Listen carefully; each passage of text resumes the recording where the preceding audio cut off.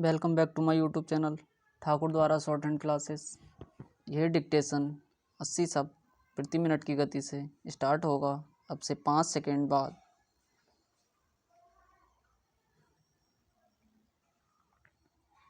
Start. मानव एक सामाजिक प्राणी है। समाज में सम्मानपूर्वक जीवन व्यतीत करने के लिए उसे कुछ अधिकारों की आवश्यकता होती है। मानव द्वारा अपने हितों में उपयोग अथवा उपयोग किए जाने वाले अधिकारों को ही मानवाधिकार के नाम से जाना जाता है। सामान्य अर्थों में मानवाधिकार वे होते हैं जो मानव को उसके सर्वांगीण विकास के लिए बिना किसी भेदभाव के जन्म के साथ प्राप्त हो जाने चाहिए। इसलिए संसार के अधिकतर देशों में अपने नागरिकों को बिना किसी भेदभाव के कुछ मौलिक अधिकार संवैधानिक रूप से प्रदान किए जाते हैं। हमारी न्याय व्यवस्था में पीड़ित व्यक्ति को न्याय मिलने में काफ़ी समय लग जाता है।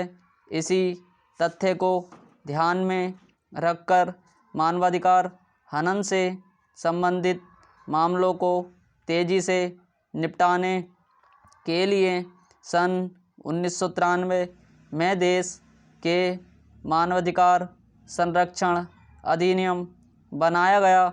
इस अधिनियम के अंतर्गत राष्ट्रीय मानवाधिकार आयोग, राज्य मानवाधिकार आयोग के अतिरिक्त जिला मानवाधिकार आयोगों की स्थापना की गई।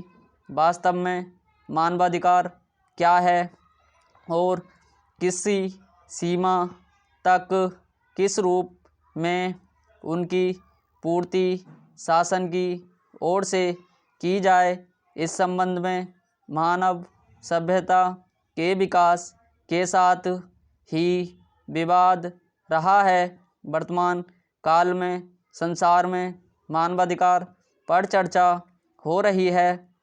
हमारे देश में भी विगत 2 दशकों से भी अधिक समय से मानवाधिकार की चर्चा सुनाई देने लगी है।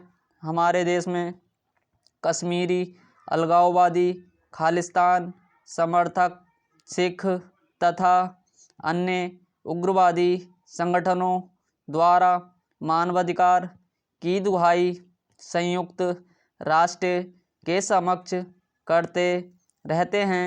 श्रीलंका में तमिलों द्वारा भी मानवाधिकारों की सुरक्षा की मांग की जाती रही है, परंतु अधिकतर लोग मानवाधिकार क्या है, उनका क्या महत्व है, क्यों इन पर इतना बल दिया जा रहा है आदि से सर्वांगीण अपरिचित हैं।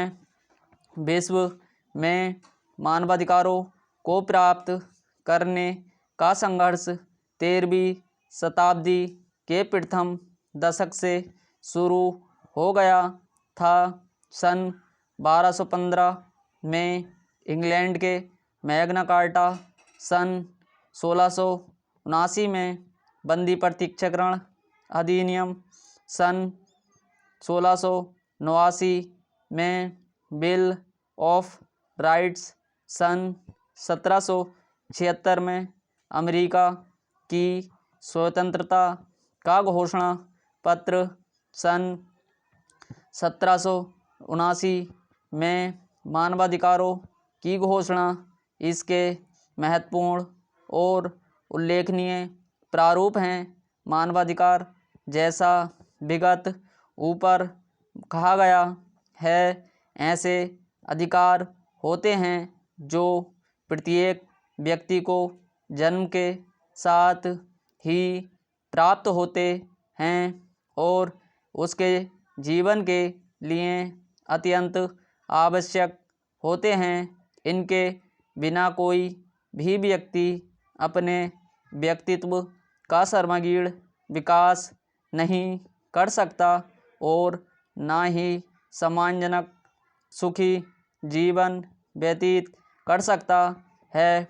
मानवाधिकारों के बिना लोकतंत्र की कल्पना करना ही बेईमानी है। स्टॉप।